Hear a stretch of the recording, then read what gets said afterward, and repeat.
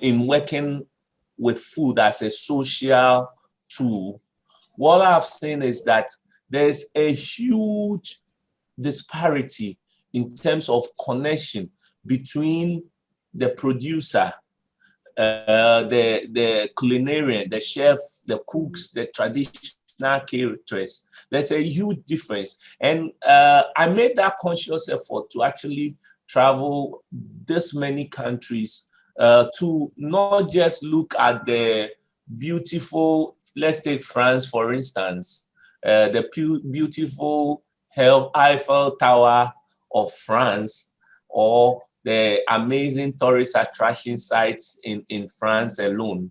But when I go to a country like France, what I ask myself is, what role does food and chefs play in the developmental agenda of the country France?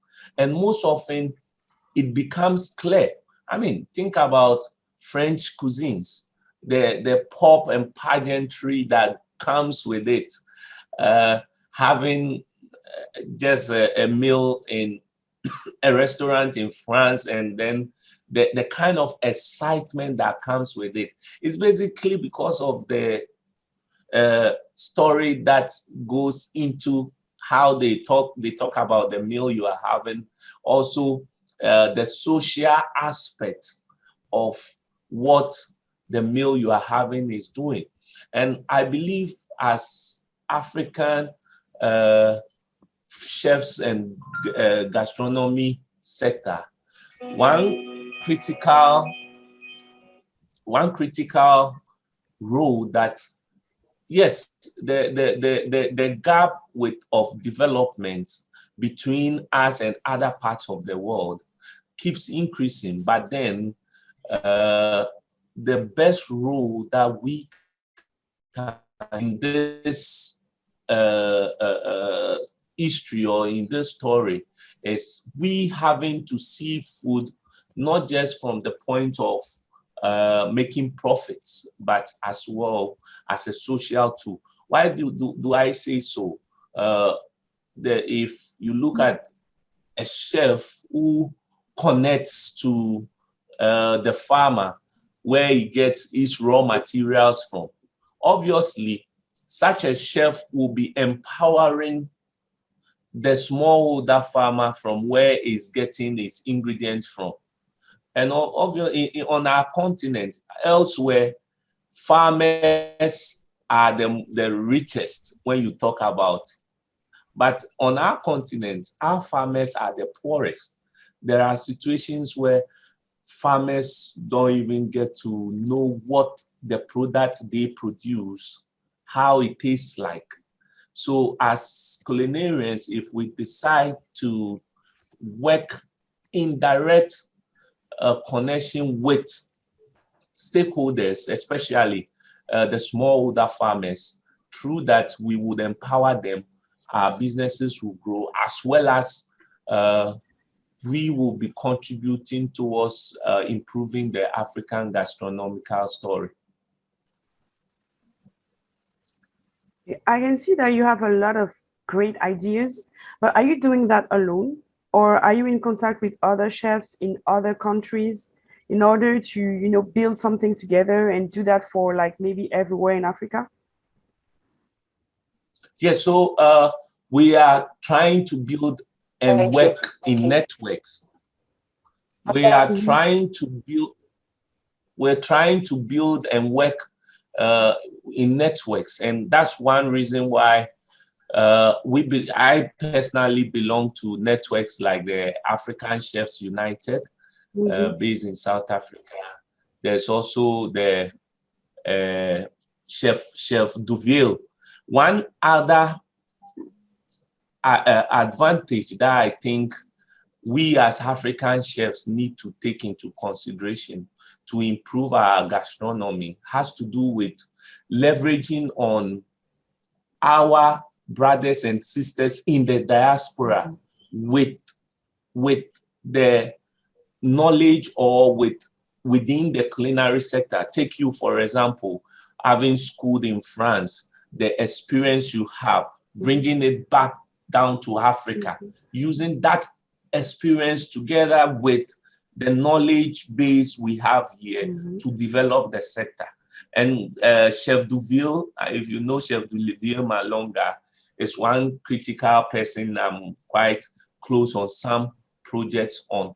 This is all towards building a stronger network on the continent and saying that, look, our forefathers might have not taken the gastronomy profession serious, or they might have left behind those opportunities. But for our generation, where we have the opportunity of using technology, using social media to connect, look at we now, we are all from different parts of the continent, but here we are through technology, connecting, sharing ideas.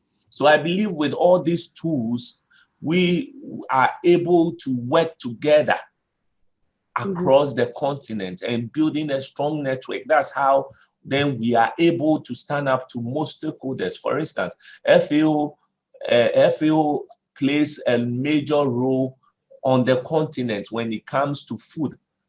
But in 2018, I was in FAO Rome, and I stated clearly that when you take the continent of Africa, how many African chefs are you considering in the programs and projects that you plan to empower our local farmers? You can't just say for years you are empowering a smallholder farmer on the continent of Africa when you are not including who cooks that product that the smallholder farmer produces, who turns that product into food. And so these are some of the ways through which we are pushing. And I believe we will get there. We will get there. Looking at the next 4 or 5 years, I believe more will be done. And I like the connection. I think Chef Rubia was in Ghana some time back with Chef Fatmata. That connection is all part of the things that will help us in pushing African gastronomy. Chef Rubia is here. Yes, I'm here. I'm so apology for the issue. Yeah. Hello, Chef Rubia. Welcome, Chef Rubia. Thank you. Apologies for the network issues. As you can see, I'm in the woods. Yes. So some network connection issues. Yeah, it's okay. Yeah. So we're gonna ask you to do a quick introduction of yourself so everybody can know who you are and what you're doing. So my name is Chef Rubia. My two names, Rubia ZABLON. I've been a chef for the last 12 years. I've been privileged to work abroad and also in my own country in a couple of hotels. At the moment, I'm mostly doing entrepreneurship. I have my own restaurant, which is a barbecue themed restaurant. And I also do like, I have a product line where I do like a barbecue sauces, but like a twisted version of the sauces. I'm currently also the brand ambassador for the Swiss Education Group in East Africa. Yeah, so that's basically me. Okay. Yeah. Okay. So we're asking Chef Elijah what I mean, if he's in contact with other chefs first, and then how can we manage to have a better organization of our cuisine? How can we do to make our cuisine more visible? So first and foremost, Africa is very blessed in terms of culture. So we are quite diverse from each and every particular country in Africa. Yeah? There are different like tribes. Each and every tribe probably have their own like staple food that they eat. So when you come to think of it, each meal tells a story. There's always a story behind that particular meal. You know, like for an example, during the rainy season, we had maybe a particular ingredient that was actually probably allotted during that time. So it comes in handy in that particular culture, and there's actually a story behind that particular meal. You know, during drought season, during all the other seasons. So each and every culture in Africa, when it comes to food culture, to be specific, yeah, it's not all about like eating food. It's actually telling a story. So there's a storyline behind each and every recipe.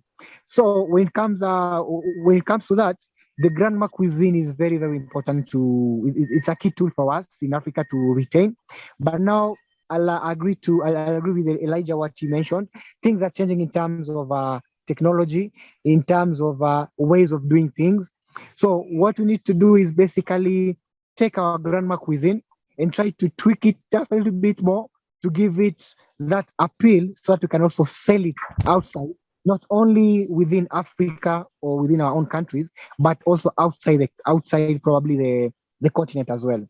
And with such kind of forums, like this kind of forums, it's a good form of a connection between now different shares from different platforms, different maybe providers the health industry, for them to come together, maybe share ideas, share probably knowledge and expertise on how best we can probably kick off when it comes to elevating our cuisine into the next level. And I'll also agree with Elijah the point where he said, collaborating. We need to break the boundaries, break the borders. What do I mean? I mean, I should maybe probably be working something with Elijah. Elijah should be working something with Juvil, like what you mentioned. I've worked with Juvil Malonga for some time. He's been in Kenya, I think for like 3 times.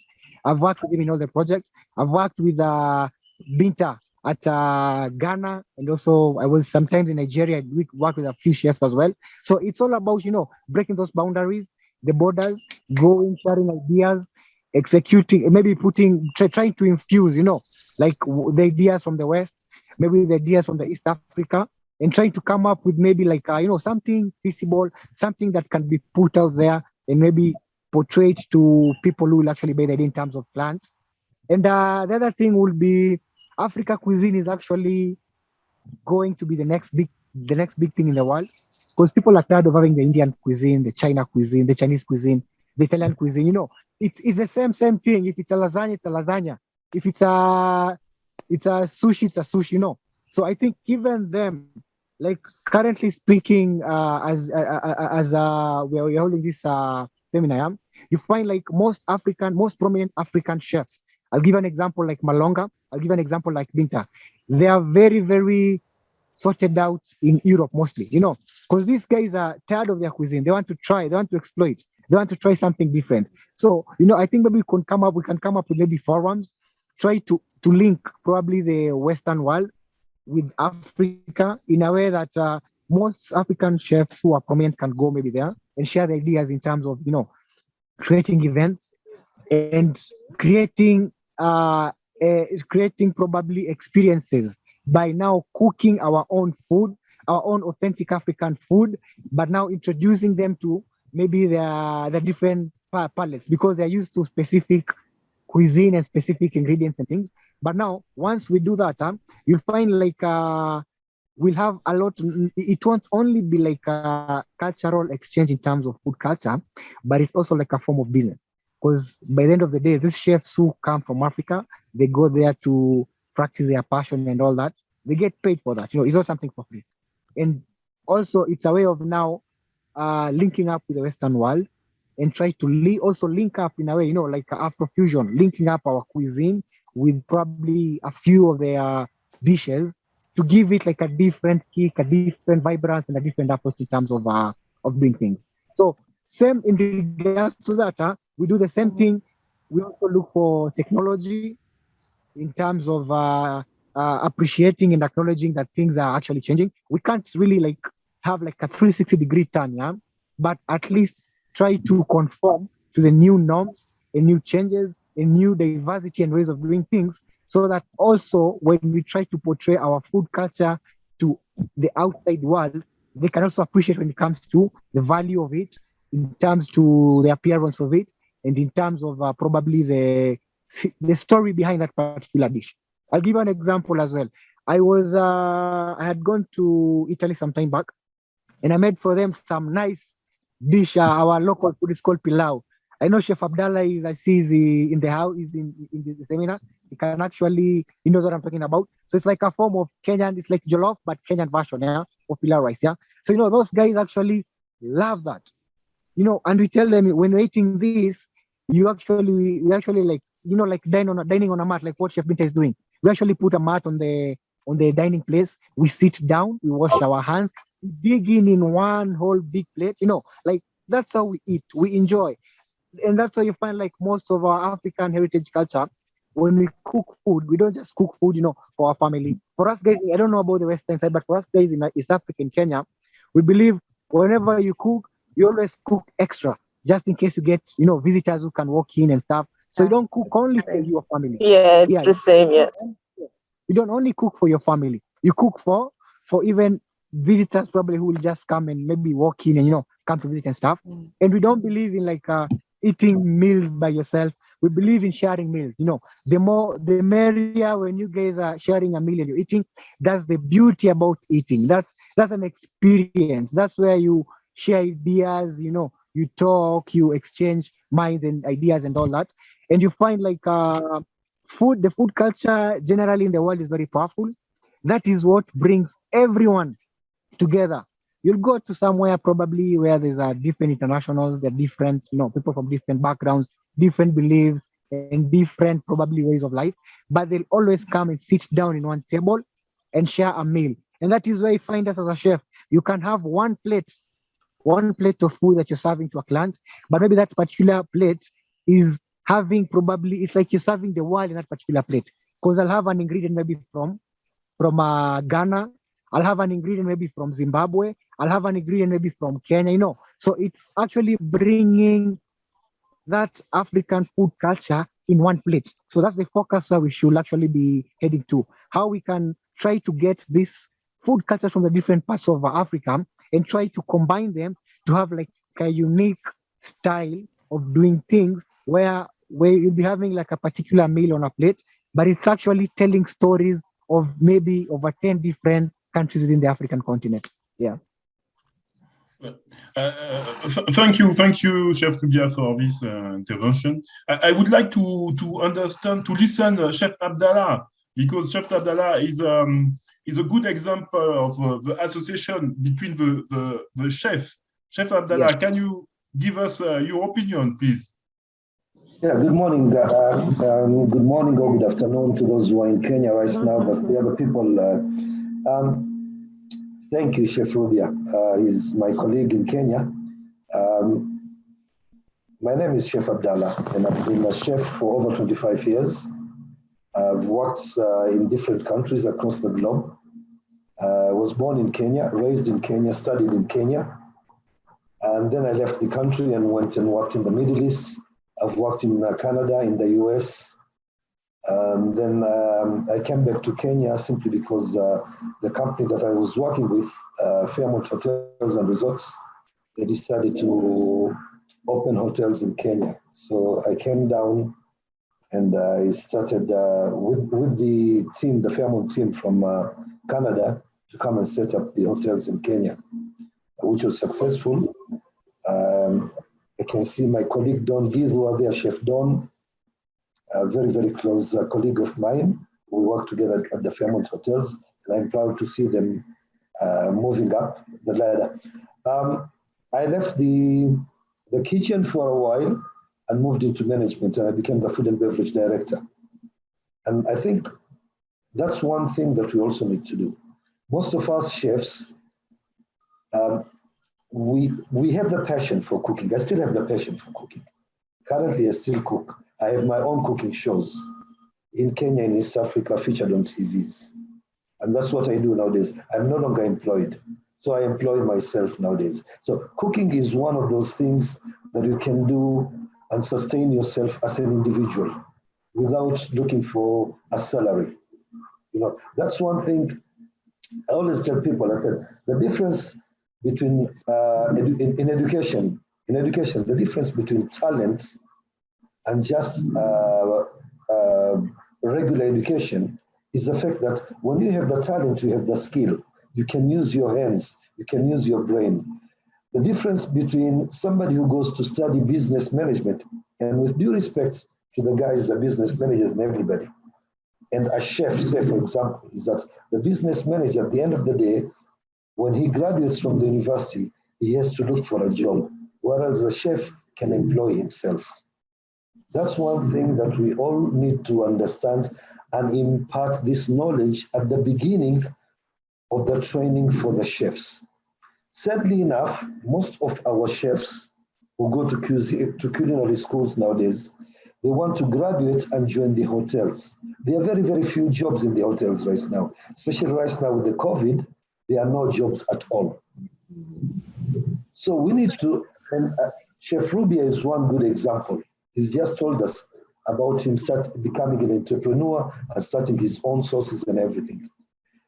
Most of our dishes, most of our grandparents, when we grew up, there was always a story behind a dish. You know, compared to so many other countries, to them a dish is just a dish. It's just to sit down and have a family. But with the African cuisine, there is a story behind each and every dish. That is something we have never celebrated in Africa, unfortunately. You know, and I think it's because of colonialism. That's one of the things. You know, when we were colonized, what they wanted to do was to erase our history, you know, and impart a different kind of history on top, such that almost all the hotels in Africa, when you go to the hotels, until this very day, you realize that when you go to an English-speaking African country, you will have roast beef with Yorkshire pudding. When you go to a French country, you'll see what's the, you know, what's the best escargot, you know, Yeah. the French and everything, instead of cooking it in the African way. When you go into a Portuguese-speaking country, you realize that they have something that is related to a Portuguese dish. We do not. I don't know. Maybe we are either afraid or we are ashamed. You know, which is not supposed to be that. You know, I've just put in some of my points, and I said that the tourism. I mean, I've traveled. I think the only continent that I haven't traveled in the world is New Zealand and Australia, and I still want to go there. But I've traveled all over the world. You know, thank God I've had that opportunity using my capability as a chef to travel across the globe, either working or attending conferences, okay, for different chefs. And I've realized that people celebrate food in other countries. When you go to Italy, the Italian food is celebrated as a family. When you go to France, regionally, forget about nationally, even regionally, the food is celebrated. In Canada, the different regions had different tastes and food and everything else. The Quebecois in Montreal and in Quebec region, they had something that is totally different from Ontario and from British Columbia. You know, even the natives of North America, what we call the Red Indians, the original people of North America, sorry, not North Africa, they have their own meals. The same thing applies to the Middle Eastern countries. They do the same thing. They are so proud. You go to Lebanon, you go to Turkey, and the food is celebrated. The same thing is done in Africa, but then we only confine it to our homes.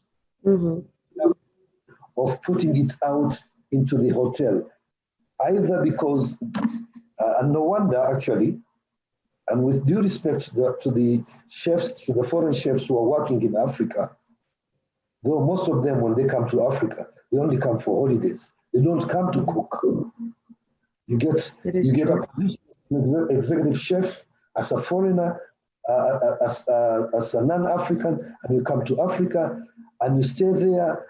You do not teach the Africans. You know, you just go to the beach, you just enjoy, simply because you are celebrated chef, you know, quote unquote. So our own cuisine is not celebrated within Africa, in the African hotels. So whenever we open a new hotel in Africa, it's always the foreign menu. You know, it's the only French onion soup. You know, it's this goulash, it's that, you know. It's never the African food. When you look at the menus in the African hotels, you see maybe 20% is African food. Yeah, that's one. The reason why we do that is because even the African chefs themselves in Africa, They do not know the value of food. Somebody mentioned, I think a few minutes ago, I think it was Elijah, and he says we need to hook people with the farmers. There are very few African chefs who've actually gone to the farm. They do not know how that ingredient is grown. They only get it from the supermarket or it's only delivered to their hotels. So if you don't know the value of the product, you cannot use that product. If you get arrowroot, tomorrow you'll take the arrowroot and you turn it into a Chinese dish instead of making it into because you really don't know the value. How to do, yeah. So we totally need to change the way we operate. We need to start it from the schools so that the African culinary schools, and we've got a lot of them now, it's become a big business, such that when you go to the cities, you'll find that there are schools that do not even have proper equipment, and everybody's nowadays. So we need to come up with a proper curriculum. And how do we do that? By establishing organizations from within the countries. So let's start with individual countries. Let's say like Côte d'Ivoire, Ghana, Nigeria, they should have their own chefs federations, Kenya, and the likes. So what we are doing with the East African Chefs Federation is we realized that there was a gap. Nowadays, anybody who goes to school, graduates, tomorrow that person calls himself a chef. I worked for 18 years before I called myself a chef de partie. For 18 years, I worked in the kitchen. And I tell these guys, the young guys nowadays, I tell them, you graduate from a school and you call yourself a chef after 2 years, I must be very, very stupid then to have worked for 18 years before I became a chef. So we need to change the curriculum. We need to change the attitude of the upcoming generation and create meals. I like the idea that Chef Rubia came up with, and he says his barbecue sauce is not the American barbecue sauce. It's a typically different African, you know the way we like chilies in Africa, we like our food spiced, and it's when you eat it, you know that I've eaten some food.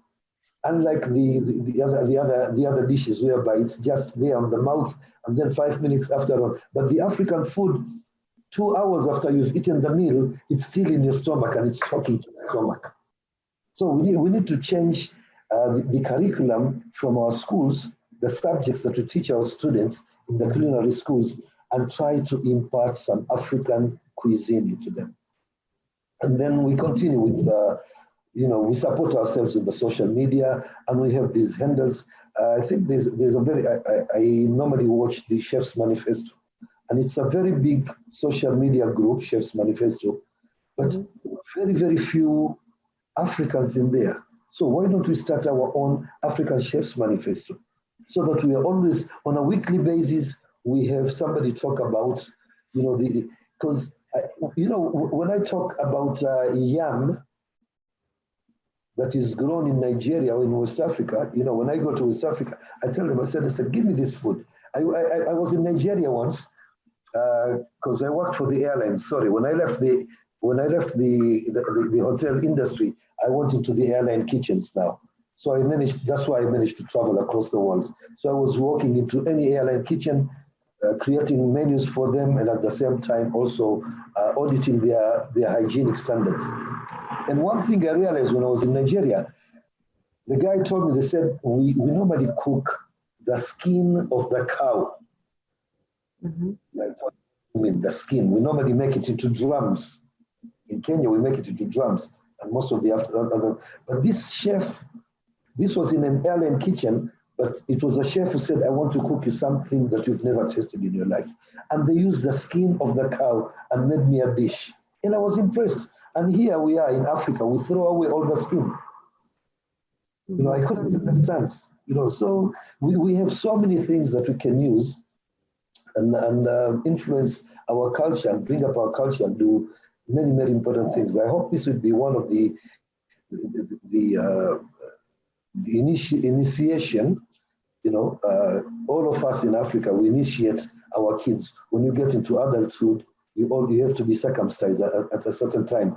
It's called initiation. So whether you are circumcised or the elders come together to make you into an adult, in whichever form, probably this should be the first initiation of the African chef, of the African traditional cuisine, and so on and so forth. Thank you very much for that. Okay. Thank you, Chef Abdallah. There is a lot of ideas that you taught, and there is a lot of ideas that we are working on it in Oodge. But we are at the beginning, and it's very strange because you are some African, English-speaking chef. But you don't work with a French-speaking chef, so it's very rare with Diovel Malonga. But it's very strange because, for example, in Ghana and Ivory Coast, it is nearly the same country, and I never see Chef Elijah in Abidjan. It is strange, but you can see Chef Elijah in Nairobi, but not in Abidjan. Why you don't work with the French-speaking chef? And it's strange. It's the same country, the same culture. Actually, yeah. Chef Elijah. I think the reason is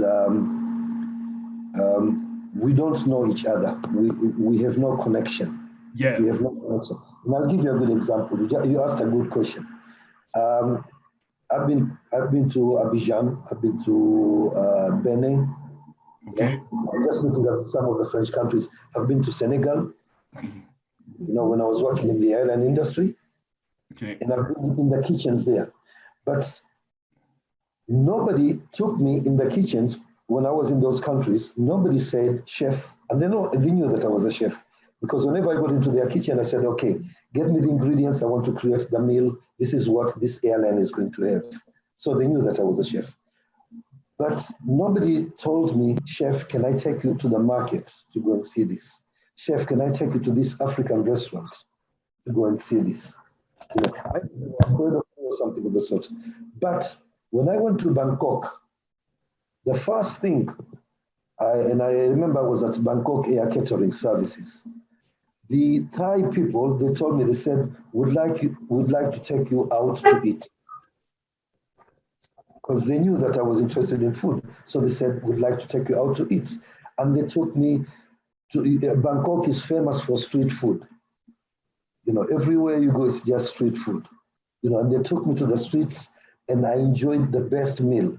The same thing when I was in Mumbai, my Indian hosts took me to the streets to enjoy the typical, they didn't want me to eat the hotel food.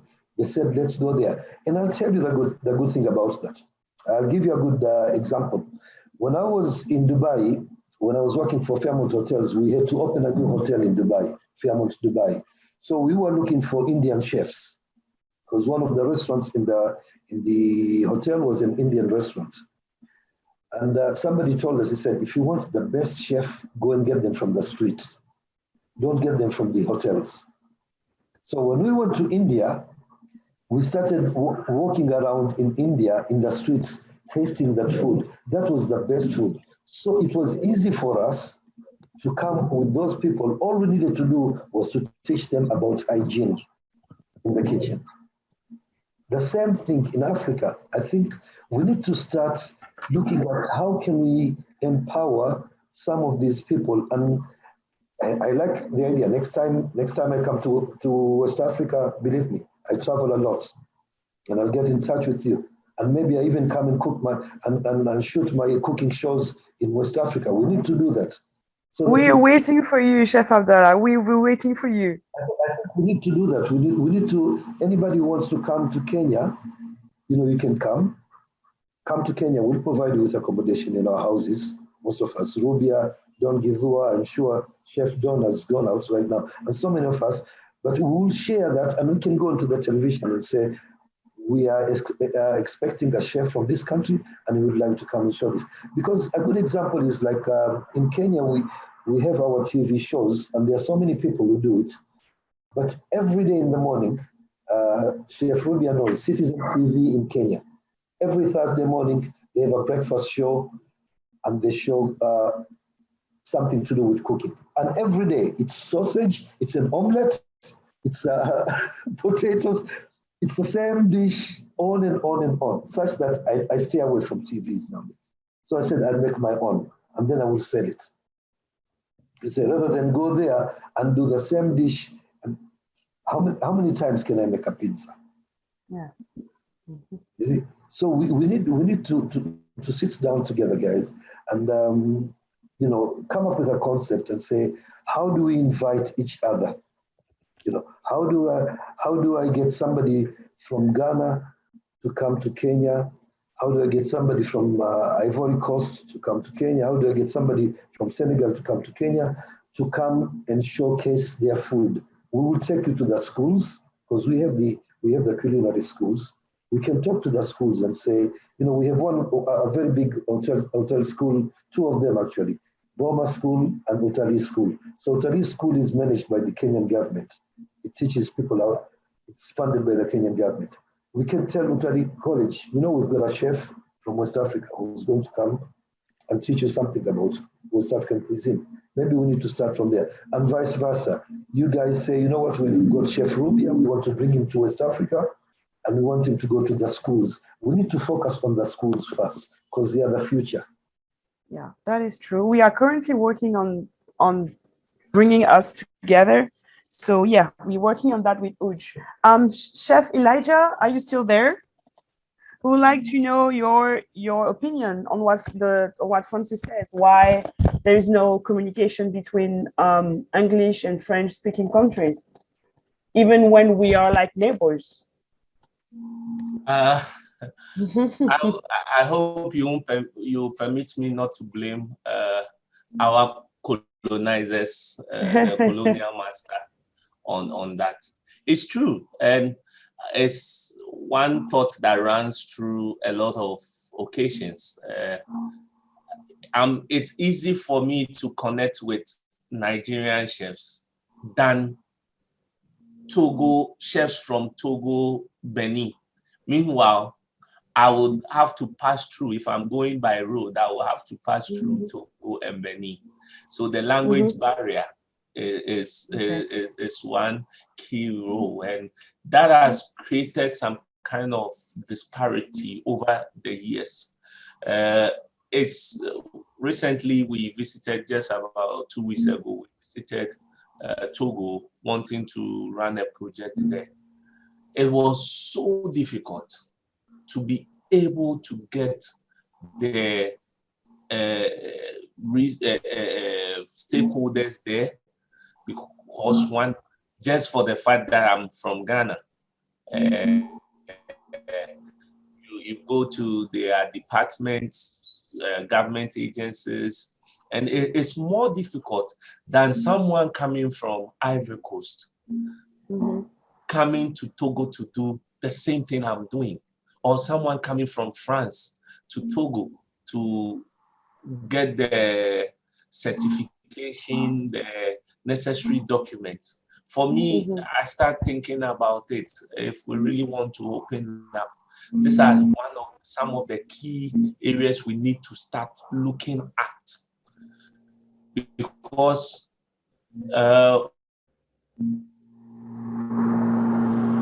who have part of their family, and there are Ivorians who have part of their family in the side of Ghana.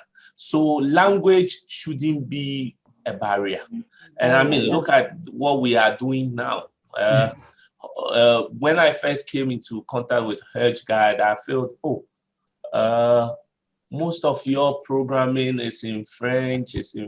How do I connect? And you realize you even send emails to me, and it's difficult to get immediate response because of that language barrier. But when I was told, okay, we are coming up with this webinar and it's an English version, it then breaks that ice and gives room for us to. So through this webinar, we've opened up one of such barriers, which is language. that shouldn't limit us at all, especially if we really want to build that African gastronomy. And you look at the food we have in Ivory Coast and Ghana, and the similarity. So why must language setting as a barrier? So that then we, and that is how, until those who are in power will be able to bring about one key advantage. Take, for instance, when we were told that West Africa is introducing the ECHO, the monetary ECHO. We thought, oh, okay, that would be a good platform. I will be able to use, but I wouldn't need to change CD to CFA to access things in Togo and all that. So until we are able to have those in power breaking some of these economical, social gaps that we have, that limits us to work more closely among ourselves as neighbors, I believe on our own, platforms like this, opportunities like this, conferences, programs, when there need be, inviting each other to programs within our respective country. And Chel, Francis, if you should send me the invitation, trust me, I will come. I'll come at any time. So I look forward to we not just having this discussion, but building more network, more stronger partnerships from this discussions like this. Thank you. And I also think that it's also like an education issues, because what I realize is French-speaking country will speak French and English, but English-speaking people usually don't speak French at all. Like me, for example, when I go to Ghana, I'll see that they'll all tell me that, oh, we learned French in school, but that was in school, we didn't pay attention to it, and now like we just don't know French. When us in French-speaking country, we really take English or other language seriously, so we are able to like communicate with other people. So I think it's also about education.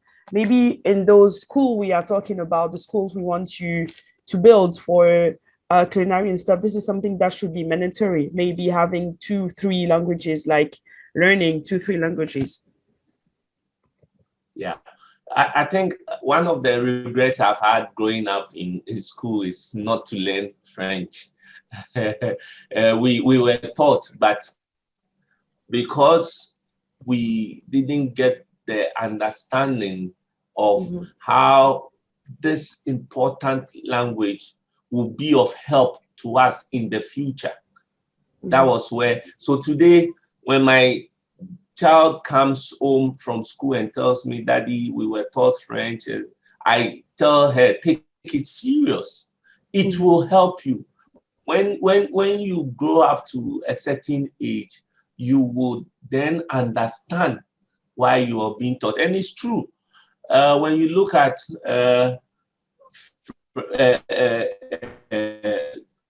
Africans from French effort to learn the English language, but when you look at the English-speaking Africans, we don't take it so serious until we grow up to certain age and realize, oh, I would have to travel to my neighboring country, and the only language that will make. Let me share a funny experience. So I was crossing the border of Togo, from Ghana to Togo, and that day the custom personnel at the Togo side of the border was a bad day for him. He wasn't so happy, and I realized people come through and when they say bonsoir or bonsoir, and then they ask them another question in French, they answer quickly and then they just move through. So I said, okay, let me also be smart, play smart. So I got to him and then I said, bonsoir. Then when I said bonsoir, I was just walking away. Then he said, no, hey, monsieur, stop. They started speaking and I was just standing there. I couldn't say anything. Then it was like, okay, go back and go ahead. And that experience for me made me see clearly the importance of making that effort. And I've been trying to take my French lessons very serious from then on. And also when I travel to France, it becomes very difficult to even find your way around. Yeah, exactly. And Chef Rubia, what do you think? Like, are you planning on traveling to French-speaking country? And then, like, what do you think about like a cooperation also between French-speaking countries and English-speaking countries?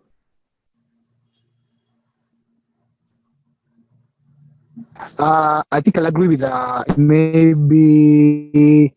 I think is that actually barring us from collaborating and working together. So it's just a matter of like, maybe engaging more in these forums, try to connect with each other more, and maybe now work on projects together, invite them on our countries, we go to their countries, we work together and, just get things rolling. The language is not really like a major barrier. I believe so. Yeah. Francis, do you want to say something? No, I just want to say that Chef Rubia is my brother, so he can come anytime in Abidjan. I'll let you know. Yeah, I'm sure. I'll tell you when I'm coming. Okay, but do you have any exchange with Afro descendants in the world? From Caribbean chefs. And the question is for everyone here, for Chef Abdallah, for example. Do you have some exchange with some Black American chef or some Brazilian chef with Afro descendants? Okay, my mother came from a French-speaking country, from the Comoros. Okay. Yeah, my mom is from the Comoros. My late mother, she's from Comoros. My father was Kenyan. My great-great-grandfather was from India. He came to Africa, married an African 3 generations ago or 4 generations ago. I never even met him, but I was told. So when I look at and then at the same time, on a colonial perspective, and I'll give you a good example. In Kenya, we have 47 tribes. So when we are talking about language should not be a barrier. In Kenya, 7 different tribes. They speak 47 different languages. Yeah, but there is one common language, which is Swahili and English, which is the standard. I think the same thing applies to other African countries. They have different, So if we can survive within our own countries with all those languages, what stops us from communicating between English and Spanish? It shouldn't be. On your question about do I have connections? Yes. I'm also a Canadian citizen, or rather, I'm a permanent resident of Canada because I lived in Canada for a long time. My daughter still lives in Canada. So I always go to Canada every now and then. I've still got a lot of colleagues in Canada. One of the things is when I was working for Fairmont Hotels and Resorts, I was the group chef for East Africa. And what we did was I tried to encourage my younger generation, my young chefs, to move out of Kenya and to go out. And I'm proud to say that, for example, I know I have 2 of them working still with Fairmont Hotels. They managed to get transfer from Kenya to the Caribbean. They're in Bermuda right now, working, 2 girls. And the good thing is that they are females, both of them. That's something that I need to add. We look down, congratulations, Chef Allison and Caroline. When I see women in the kitchen, I love it. I love it. because we tend to ignore the females in the kitchen. You see, the old style of cooking or the old style of kitchen management, whereby a chef could stand there and shout at you, doesn't apply anymore. Nowadays, brains. Unfortunately, quite a number of chefs, until today, they've still got the same mentality that if you are not a man, you cannot work. I remember I was in Cape Town in South Africa, and I was at the, I think it was LSG kitchen, the airline kitchen, LSG. And going there with my mentality that I'm going to get a male chef because, LSG is a German company. It's under Lufthansa. So I get there, and the chef, the executive sous chef, and the sous chef, all of them were women. And when I looked at the food that they produced, I had a choice because I had to choose between 3 kitchens where the meals for the airline would come from. And actually, those women impressed me with their cooking, because they've got that motherly touch in the kitchen. And sometimes you need that when you're cooking. So when we talk about contacts, yes, I do have contacts. I have contacts in Canada, I have contacts in the US, I have contacts everywhere. That's why I travel easily. When I go there, I just visit friends. I don't go there. Nowadays, I rarely stay in hotels. I can't afford. I'm no longer employed, so I have to save my money. So whenever I go there, I go visit them as friends. And when they come to Kenya, they come and visit me as friends. So we do some sort of exchange. Yeah. What about Chef Rubia? Do you have connection outside Africa? Yes, I do. I've actually worked with in the US for like 2.5 years, and then I've worked with a cruise line for like almost 2.5 years as well. So I have a few friends in the US. Yeah, I think so. Yeah. We lost you. Yeah. Rubia. Yeah. I think we need. The line was breaking. We didn't hear what you were saying. And we lost also Chef Elijah.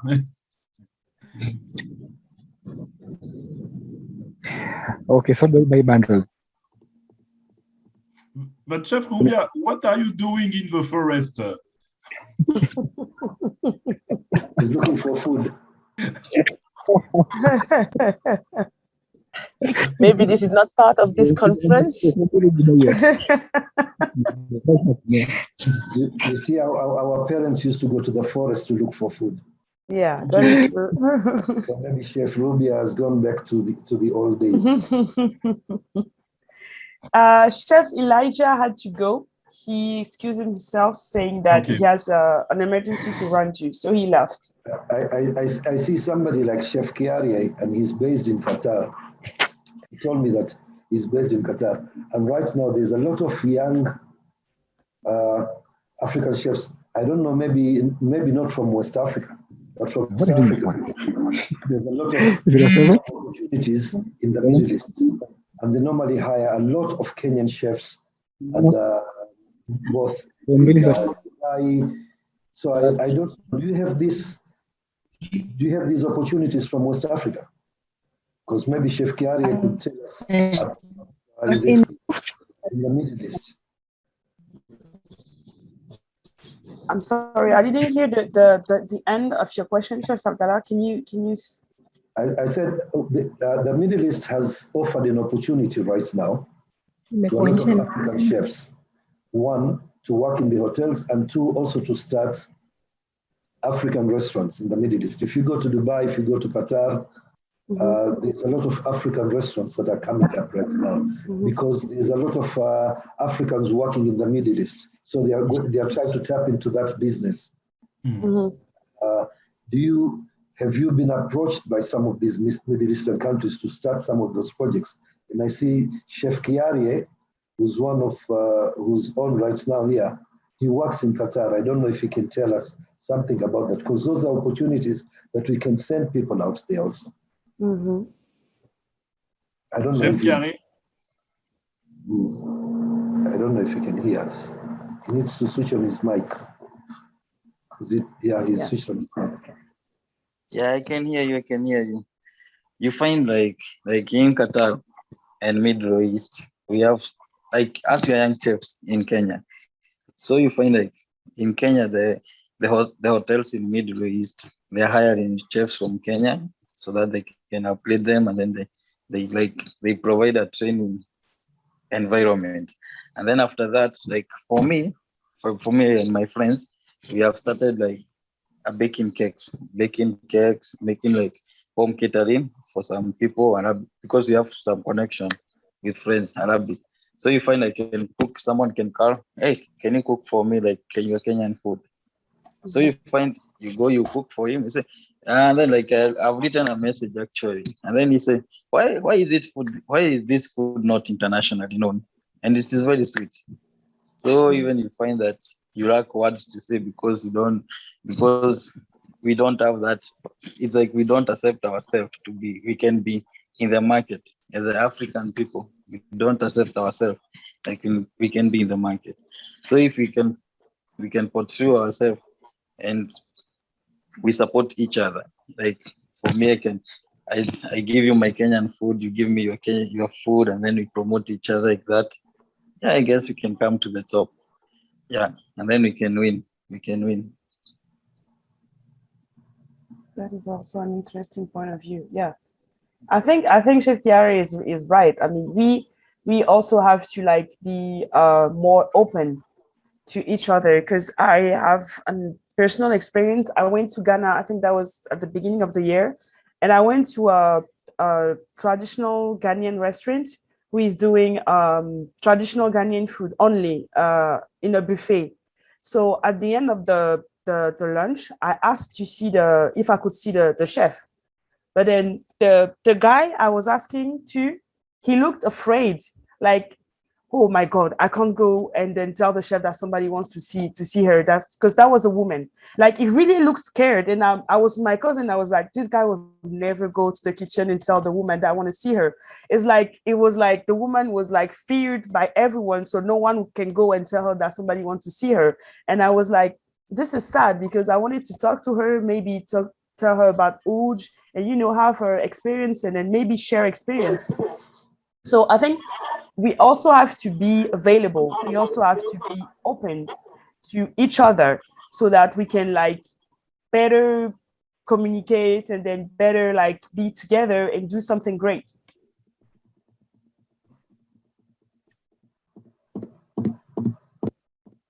Okay.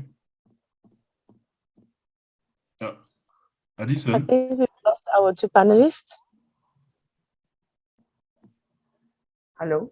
There is an opportunity. Hello? Just because, okay. like a good example is when I was talking about colonialism in Africa. In Kenya, before the British came, the Portuguese were there. Because when Vasco da Gama was traveling from Portugal to India, he passed by Kenya. They even built a big fort and they colonized the coastal part of Kenya for a while. So there's a lot of influence between the Kenyan coastal cuisine and the Portuguese cuisine. I had a meeting with the Portuguese ambassador about a month ago, and she approached me.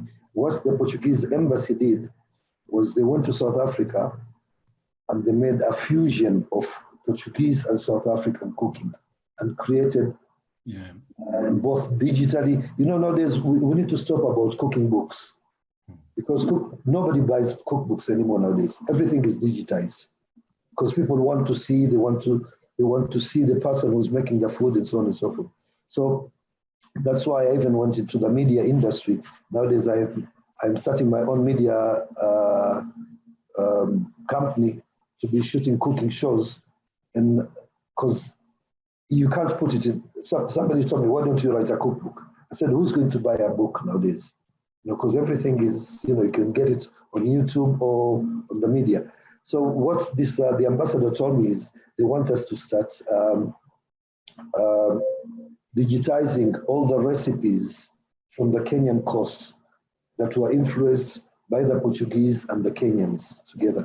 So maybe the people in West Africa, you could also look at who are the influencers, the foreigners who came to your countries, influence some of those, and maybe get in touch with some of their embassies and see come up, because they must have left something. Or if you go to the countries, you realize that there was something that came from Africa that went either to France, or the French left something in Africa that became the focus of your food. And then you can begin from there also. I don't really agree with you though about the cookbooks, because I think it's really important to have something to pass on, like transmission. If we don't write books, if we don't note our recipes, how can we share it? I think it's important. It's important to write books. Yeah, it's a good point, and I agree with that. Unfortunately, the cost in publishing cookbooks right now is so high, because when we were growing up, everybody had cookbooks. I have about almost 100 cookbooks in my house here. Okay, but nowadays when you publish a cookbook, it's difficult to sell it because of digitization. So you can still publish your book by digitizing it. Yeah, it's also true. So what I'm trying to say is, there you go, good. You can still publish it, but using the modern method of digitizing it. Okay. Yeah, that's what I mean. It doesn't have to be paper. Yeah, okay.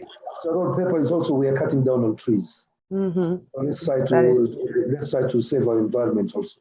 So digitally, create your recipes digitally, and you have you can share them anywhere in the world. Sort of somebody going into the bookshop, they will just come to your website. Yeah. So create those beautiful recipes. All you need to do is ensure that the quality is good. Because I've noticed that most of what people put, including myself, when you look at my YouTubes, some of those shows, I look at them and I laugh right now. And I said, you mean I was this stupid at one time? But then we learn from mistakes, we learn from mistakes. So try to create something that is classic, and at the same time, share it with the schools. It's important that we share these with the schools, and you can make money out of it. I have a friend of mine in England, and he teaches. We used to work together in Canada, and he's now a teacher in England. He teaches pastry. And during the COVID, he asked me, he sent me and said, Abdallah, can we do Zoom between you and my students? Because I want you to teach them African cuisine also as part of it. And I started doing that. So right now, the world has developed itself. It's become, actually, it's now a very, very small world. It's not as it used to be. Right now, like you guys are in West Africa, we're in East Africa, and we are communicating right now. So the world has sort of become small, and there's an opportunity for that. So whatever you create, try to create it digitally. One, you keep it for a longer period. Two, it's easy to share it across the world. Yeah, and you can also make money.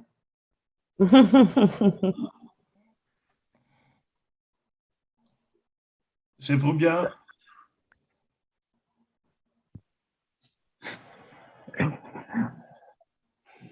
Hello. Hello. Yeah. I'm saying I'm sorry. I'm hunting in the forest. In Kenya, we eat this. There's this huge rat.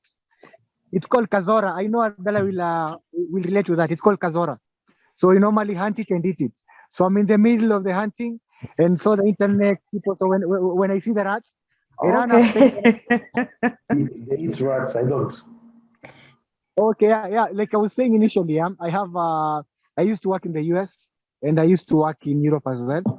So I have a few networks in Europe. I have a few networks in the US, and also have a network in the Caribbean, because I work with some guys from Honduras, Jamaica, Costa Rica, and we still keep in touch. And some of them are actually very well established executive chefs, and some of them also own their own restaurant. Yeah, so I would say I have like a good network as well. Yeah. So do you have projects with them? Are you building something? Are you working on Yes. something? Yes, there's a chef, he's called Dexter Reyes. He's Jamaican. So I was actually planning to visit there. But now with this COVID situation, we had to like slow down things and now wait for like clear guidance for me to travel over there. So working on a project, I won't give you details of exactly what it is, but I'll definitely keep you in the loop. Okay. Yeah. Okay. So I would like to know, what do you both think about transmission? Like how important it is, in your opinion, to share what we know, and then also to know about like our past culture, like the thing that were never wrote down, but then that we know exists, like the food culture that we inherit for our forefathers and stuff. How do we continue this transmission, in your opinion? Oh, okay. Gone are the days where I used to work in the kitchen with some the old school guys who never want to share their knowledge and expertise. So if they want to do something, they'll send you maybe to the cold room. Yo, go get something in the fridge and then come back. When you come back, it's already done whatever It's done. was done. Yeah. Exactly. So they used to be mean with their knowledge. They don't want to share. But now things have changed. So things have changed. That's why, like Abdallah was suggesting, online, like digitalizing of things has come in handy, because I can learn about West African, maybe a certain recipe without me being there. I can learn maybe something from a different country without me physically being there. And I also like the idea of that Abdallah floated of now targeting the culinary schools, because that's where it begins. That's where the foundation starts. So it's if there's knowledge to be impacted, it should start from there. So the exchange programs, like you invite chefs from different parts of Africa to come talk to established culinary schools, talk to them about the diversity, about the African food culture, so that by the end of it all, by the time they're actually leaving to become established chef, they have the fundamentals. They already have the foundation of what actually the basics and understanding of what the African cuisine entails. So by the time they're becoming these superstar chefs in the future, they will always come back to their roots, which is the African food culture. And that is why most, like nowadays, like there's this how can I put it? There is this transition of most established chefs who are actually in the Western world, but they are from Africa. They want to relocate. They want to bring back the expertise, and it's not only in the hospitality industry, but also in any other industry, in the property industry, in the medical industry, in each and every industry. So for most established people abroad, they want to bring now the expertise and want to bring the knowledge and the resources and the money back at home. So that is what we should always, encourage people to do. It's good to go there, because you get exposure, you get the knowledge, you get the skills. But now, what are you going to do with the knowledge and skills after that? The best way to do is back home in your own country in Africa, and then invest with the ideas, knowledge, and expertise in developing your own country and in changing the narrative. The same narrative of the things are done in this particular way, but you'll come back, you'll change it into like a modern way of doing things. So that's how I see it by the end of the day. Okay. Chef Abdallah, can I have your opinion as well? I think, like I mentioned, we need to start it again. I agree. We need to start it from the basic. If we don't start it from the basic, pretty soon, most of the kids who are growing up right now, they are only eating KFC and McDonald's and everything else. Unfortunately, yeah. There's an organization that's called the Slow Food Movement. I don't know if anybody of you knows it. Yeah.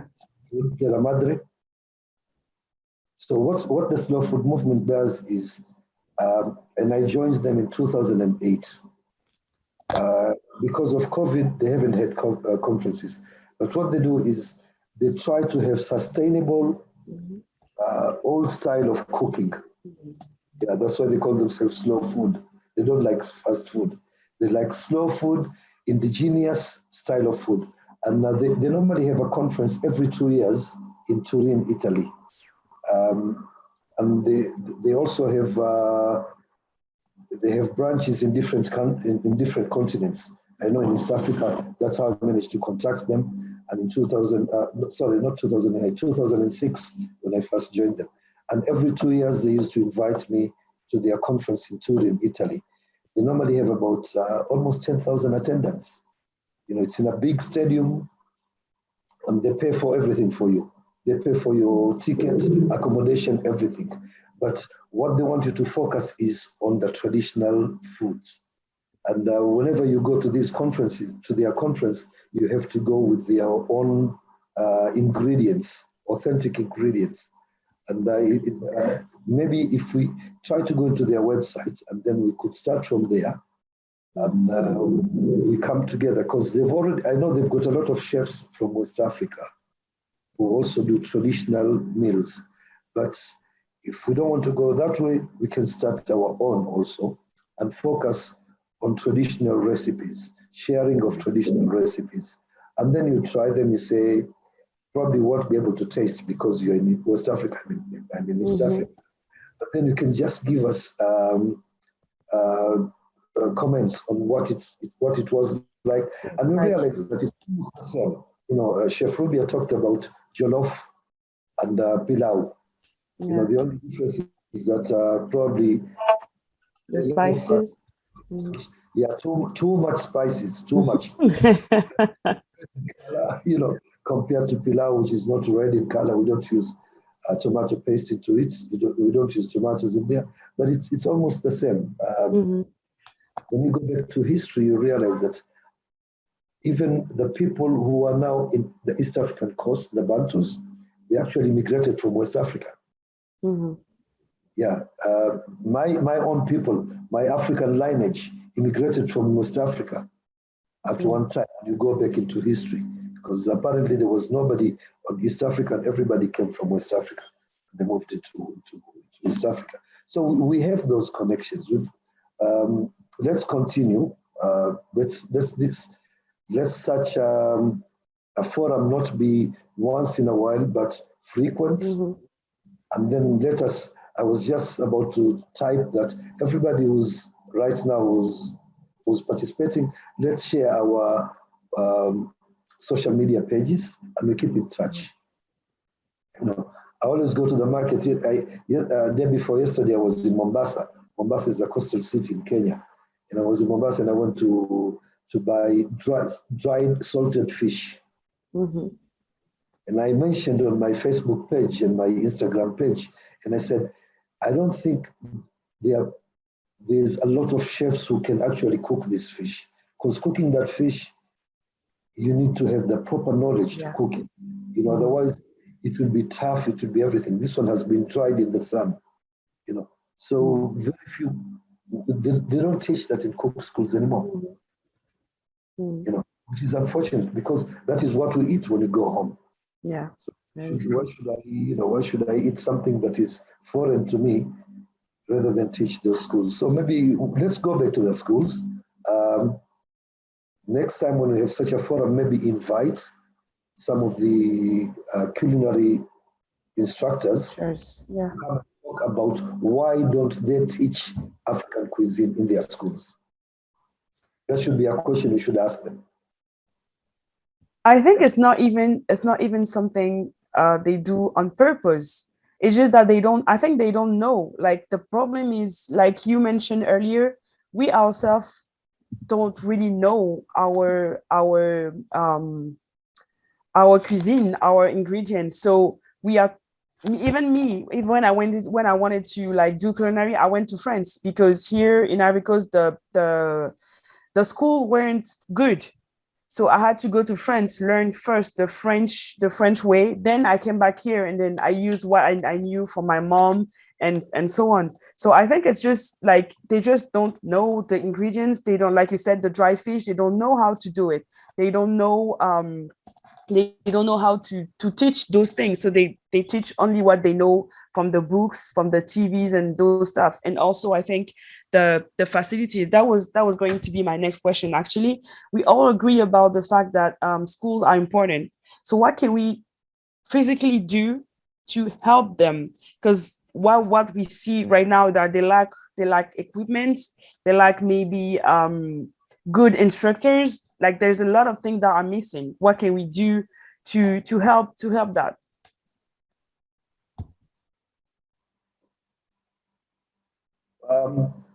What Kenya has done is the government started this long time ago, in the 70s. They started a college that's called Utalii College. Utalii means tourism, so it's tourism college. And anytime in Kenya, you go to any restaurant, any hotel, any restaurant, when you get your bill, there's 2.5% tax, which is called the levy tax. So that money goes into funding of those colleges. Okay. Yeah. It That goes is there great. and it sets up those colleges, 2.5%. So if your bill is 100 shillings, then 2 shillings and 50 cents goes to that college to support that college. Maybe That is a very good. Is it now? Is it? It's still there. This started in the 70s. And initially when they built this school, Utalii College, it was the Swiss who came and built this school, who founded this school. And they built it. And until today, anytime you go to Kenya, look at your bill when you go to a restaurant, any restaurant or hotel, you'll see that 2.5% is added to your total bill, and it says catering levy. And it goes to that college.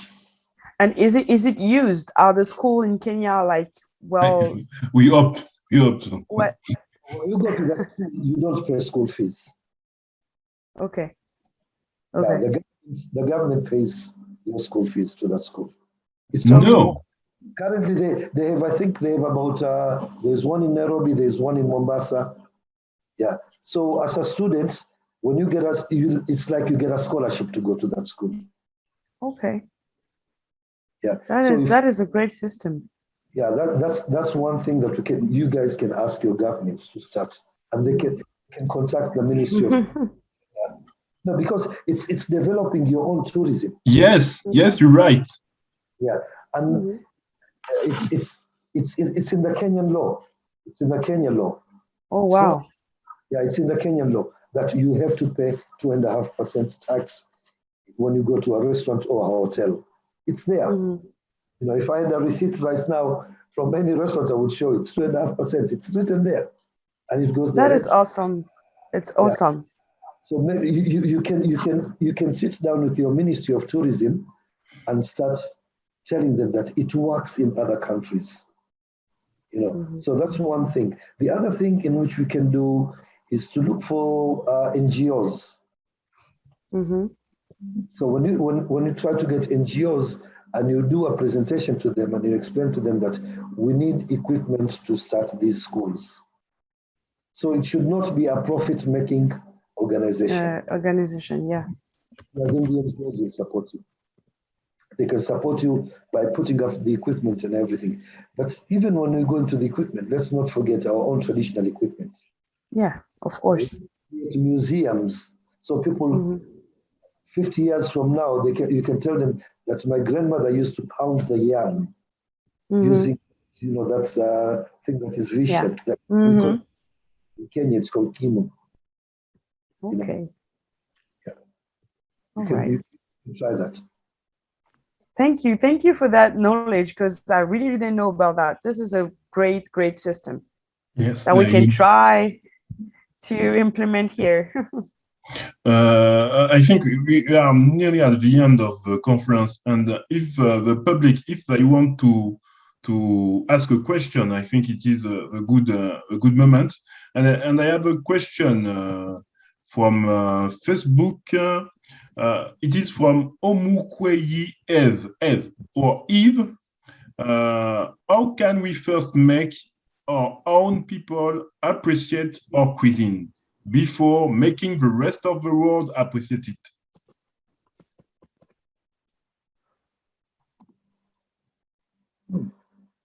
Yeah. do you hear the question?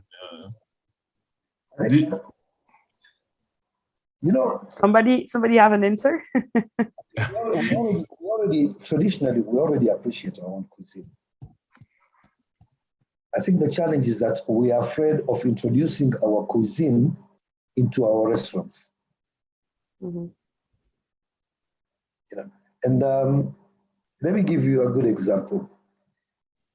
And I'm sure in any of your countries, you've got Chinese restaurants, you've got Italian restaurants, mm-hmm.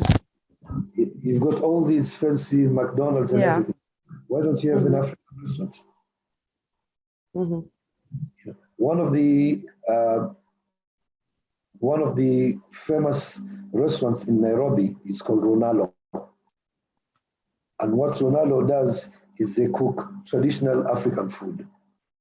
There's another restaurant, I've forgotten the name, in a rich suburb in Nairobi also, where if somebody is from Kenya, from Nairobi, they can tell you the name of that restaurant. I've forgotten, but I know I featured them a few years ago in my TV show, and they also cook traditional African food. Mm-hmm. Unfortunately, the people who go there are the tourists. Ronaldo, the Africans go there because it's right in the middle of the city. Mm-hmm.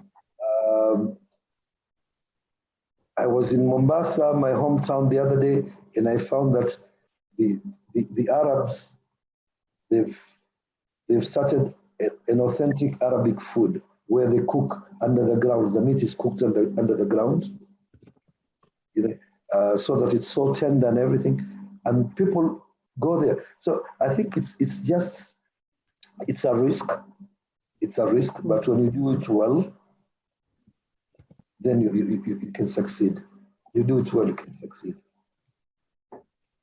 And Chef Rubia? Africans need to support each other. Yeah, that is true. Chef Rubia, do you have an opinion before we sum up? Before you kill the rat in the forest.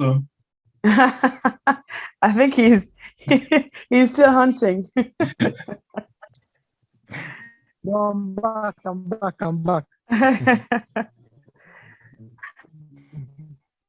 So do you have a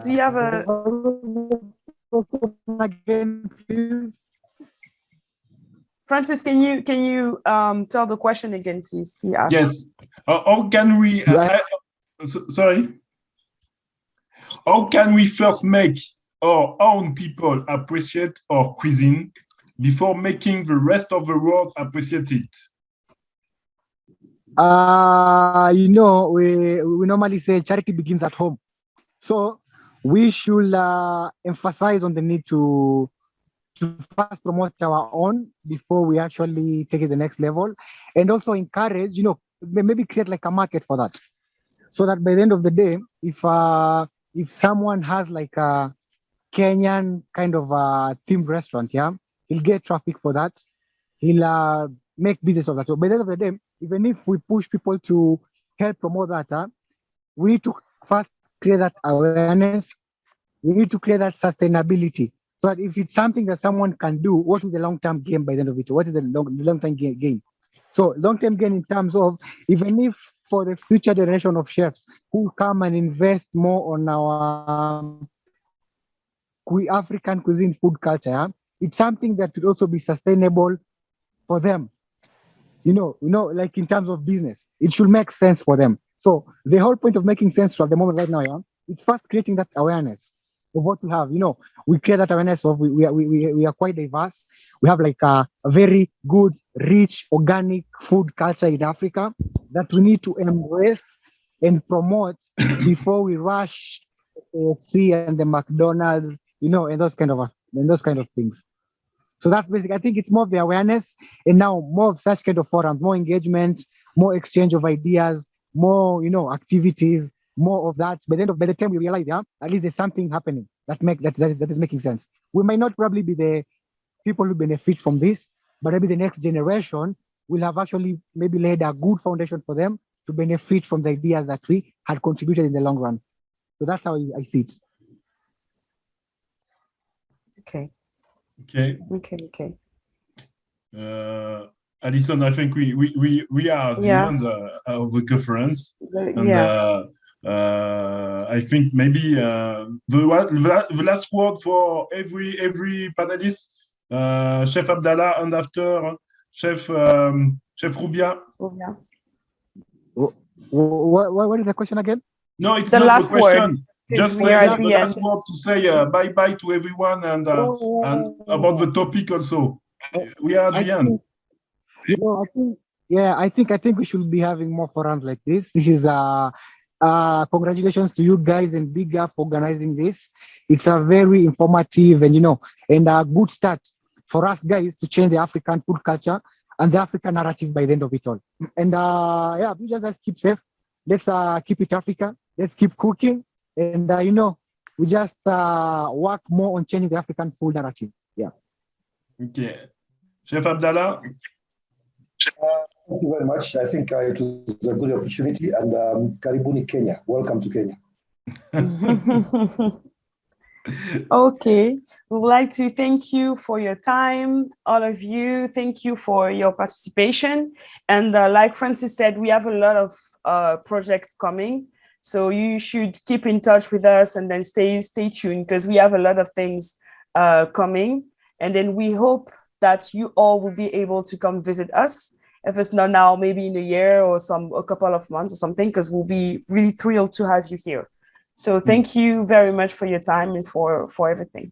And yes, normally next week we have a webinar also in English with maybe Jovel Malonga, if he can be available. But because normally he should be here in the conference today, but he wasn't available because he was also in the forest, but in a village in Rwanda, and it was difficult to reach him. But next week on Saturday there will be a new webinar with maybe Jovel Malonga, and the week after it will be in French. Sorry, with a conference. I think it is. Malagasy, how do you say Madagascar in English? Okay. It's someone from Madagascar. It is the chef REINARHZ. So thank you everyone. Thank you for the public. Thank you, Chef Carrie. You can come in Ivory Coast. We will be there for you. And thank you, Caroline. And thank you, Bugu Foods. There is Stephen Ken also. Thank you, everyone. And thank you, everyone. See you. Welcome. See you. Thank you. Thank you. Thank you. Bye. Bye-bye. Bye. Bye. Bye.